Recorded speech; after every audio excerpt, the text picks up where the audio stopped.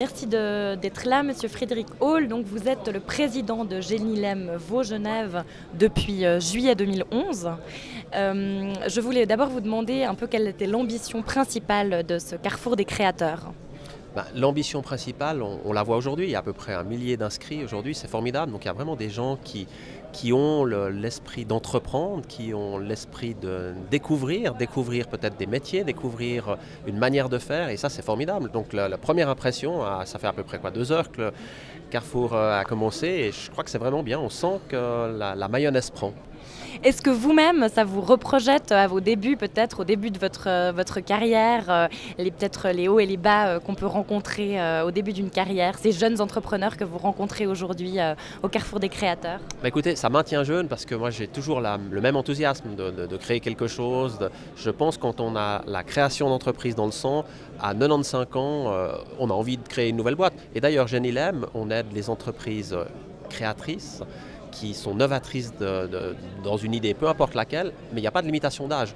Donc si les deux entrepreneurs ont 95 ans et ont envie de créer quelque chose, ils peuvent venir chez nous et on va les suivre. Ils n'auront peut-être pas besoin de nous, mais c'est tout à fait possible. Donc je pense que c'est très important de ne pas avoir une limitation d'âge, surtout qu'aujourd'hui on voit qu'on vieillit de plus en plus en bonne santé. Ça veut dire que l'époque, à mon avis, bien révolue de se dire 60, 65 ans, on est à la retraite, à mon avis c'est fini. Pour des métiers difficiles, là je pense qu'il faut même s'arrêter avant, mais pour des métiers de créateurs d'entreprise et autres, je pense qu'on peut y aller et ça maintient en forme, quoi. Et pour les tout jeunes entrepreneurs, par exemple un jeune de 18 ans qui viendrait vous voir, quels conseils lui donnez-vous? Les conseils, c'est difficile, il faut faire ses expériences, quoi. Je crois qu'un des pièges dans lequel il ne faut pas tomber, c'est faire attention avec les premiers 10 000 francs. Les premiers 10 000 francs que vous recevez, il faut faire attention. Il ne faut pas forcément changer la peinture du bureau où vous êtes, vous achetez le tout nouvel ordinateur parce que le vôtre a une année. Je pense que ça, c'est idiot. Il faut faire très attention, mais on a tous fait ça, moi aussi. On a tous fait ça et on peut vous donner les conseils que vous voulez, ça ne servira à rien. Je crois qu'il faut faire ses propres expériences. Il faut, ma foi, utiliser peut-être de temps en temps bêtement de l'argent, en peut-être le regrettant 2 ou 3 ans plus tard, on s'est dit mais pourquoi j'ai dépensé 30 000 francs pour refaire la peinture de mon bureau, il allait très bien somme toute.